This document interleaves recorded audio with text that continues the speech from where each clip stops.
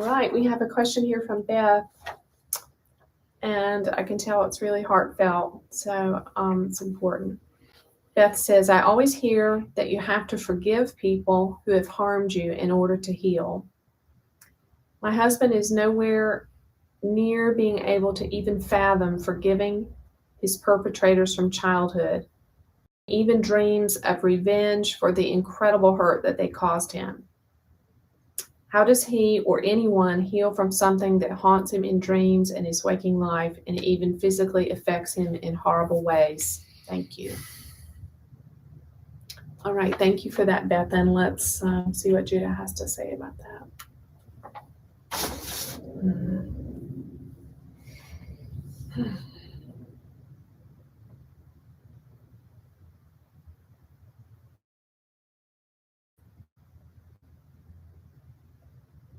Thank you, dear one, for your question. And we hear in it your love and compassion for your partner and the sadness and concern that you feel for his suffering. And we will share with you some truth to get you started towards the answers for this question and moving along your path in this difficult circumstance. And we will share it with love, and we will also share it with truth, my dear. You see, love without truth is messy and ineffective.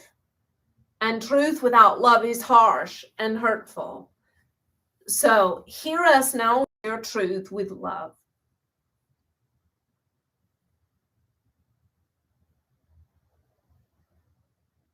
So let us pretend for a moment we're going to do a metaphor for a while to help you in this situation. Let us pretend that there is a performance in a theater and it is called My Husband's Life. And your husband is the main character in the script on the stage of this performance called My Husband's Life. And your husband has been cast as the dame in distress, the victim. And in truth, your husband has been a victim, as you know all too well, and as he knows all too well. And there is real pain there.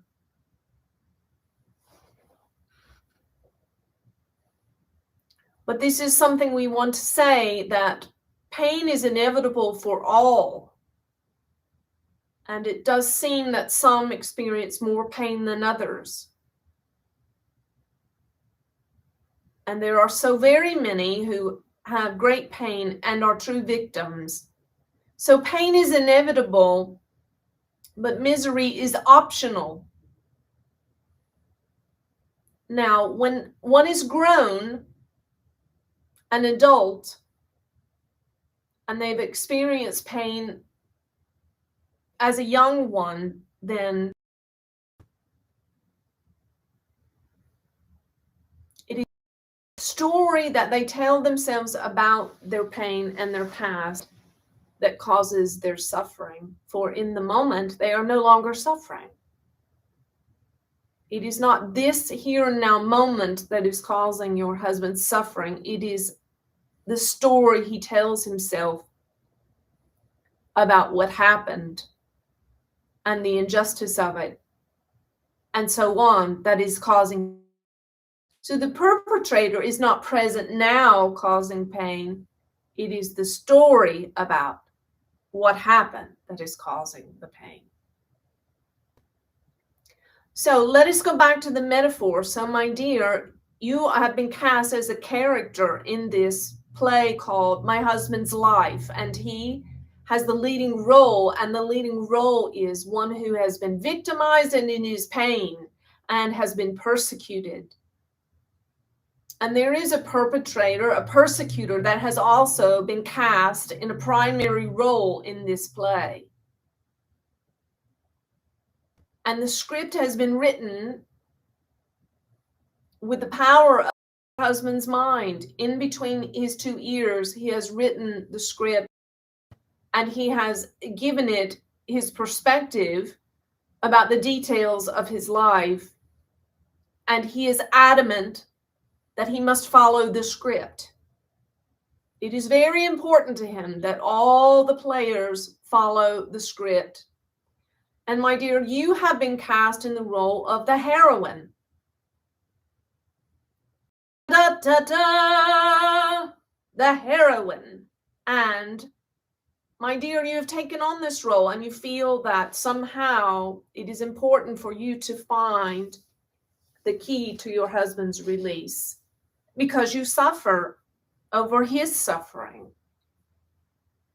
And so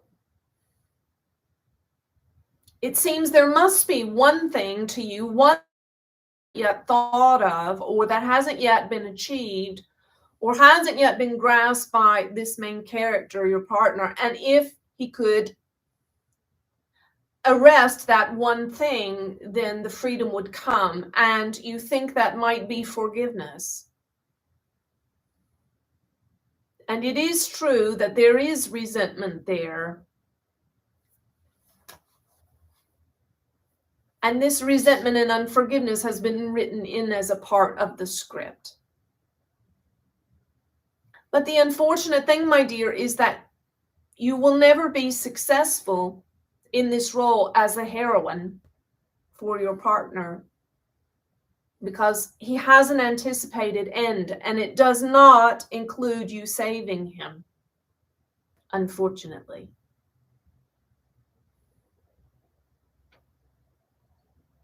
So what to do? So you see, my dear, you are in a triangle. We're going to call it we've called it before the devil's triangle. We say the devil because we want to get your attention, about how diabolical this triangle is. It's a triangle of tragedy. And you see it is so common. It is everywhere, all around you. Everyone is participating in triangles every day of their life, almost every time that they come in the room with a second and a third person. Watch for it. So your partner is the victim, and you have the temptation here to be the rescuer. And of course, we know there is a perpetrator or a persecutor. And so around and around and around you will go in this drama until someone gets off the triangle. And so, my dear, it falls to you, because you are the one who is asked the question. It falls to you to get off of the triangle. And that means not rescuing in any way, fixing feelings, caretaking, looking for solutions,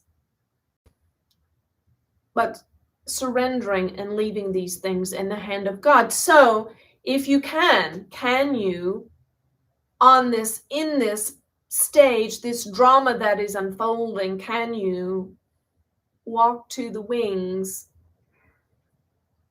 and stand behind the curtain and let the drama ensue and simply watch without being involved? Can you take your part out of it and refuse to be the heroine, the rescuer, and simply watch from the wings?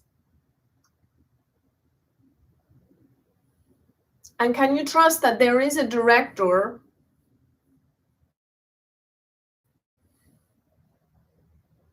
and leave things with the director and the creative forces that be?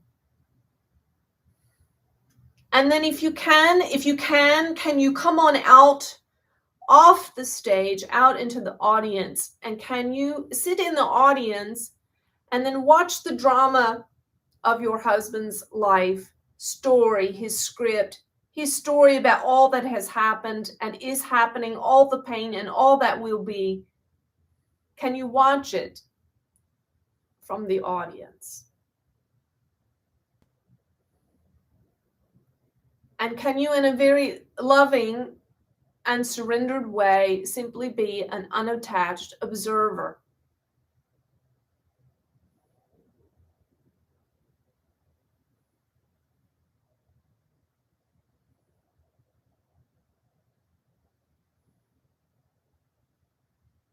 And yes, you will be tempted at times to get up and run back up on the stage and play your part again. You catch yourself doing it. It's fine. Start over. Now, this vessel will tell you that she has played this drama out so many countless times in her life. People that she loves. She's been the angry perpetrator, and she has been the rescuer. She has played all the parts. And she would try any one of the parts that seemed that it might produce the outcome that she wanted in the relationship. She tried everything she could to rewrite the script and create a different outcome for the ones that she loved. And any role was acceptable if she thought it might help them, because they suffered. And she suffered at their suffering, and the suffering and the drama went on and on. But there came a time where we gave her grace to stand in the wings and extract herself from the drama and take her name out of the script. And she began to give the role of rescuer to others, and the role of victim to others, and the role of persecutor to others. And she simply watched from the wings. And then she was able to let go enough to sit in the audience and watch. And now, not all the time, but much of the time, she can get up from her seat in the audience and walk to the door in the back of the theater and open the door and close the door behind her on the whole drama of all these people that she loves. She can close the door and turn her face towards the sunlight outside the theater and think to herself, what wonderful thing do I want to do today? And she can go about creating her own beautiful reality and leave all of those that she loves to the stories they've written for themselves. So, my dear, we hope that this helps you. And please ask us more questions again around this. This is a starting place, a beginning for this evening. And we want you to know that your questions are sacred, and we receive them as prayers and with the utmost care. And we pray for your wisdom and courage at this time.